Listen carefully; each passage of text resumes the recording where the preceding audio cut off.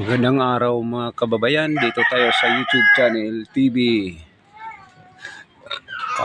May pamahagi natin nga maiksi lang nga balita dahil sa mga profesor na mga politiko.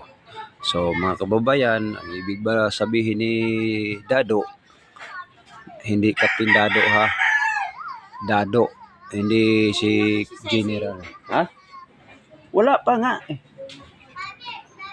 Pakitext naman ako kaya pag tumawag siya. So mga kababayan, dito tayo no.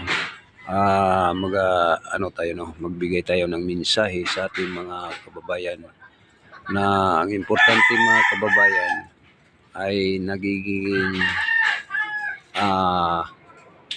hindi ibig sabihin na matuluyan si Sara Duterte sa pag-impeachment dahil ang uupo nga mga senador ay bago na, no? Tinatawag nung unang araw ay 8 diretso. So sa kang Tatay Duterte. So ngayon, lalo na nga ang mga sinasabi ni Dado na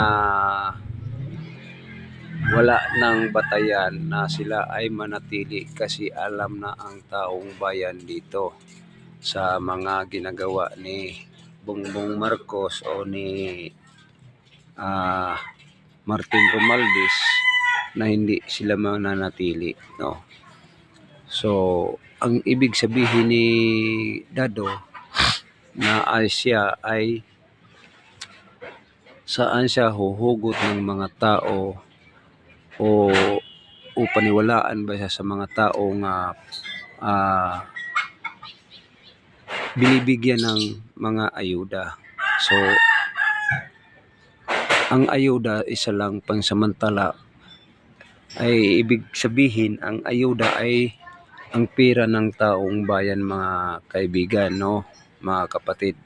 So dito na malinaw sa pagdinig ko dito sa mensahe ni Dado.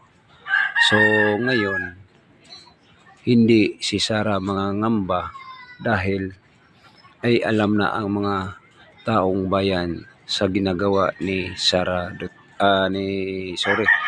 ginagawa ni Martin Romualdez, ni Marcos, no, sa magpinsan. So magpatuloy lang tayo mga kababayan sa ating mensahe na napupulot dito sa ating mga tabi-tabi, no. So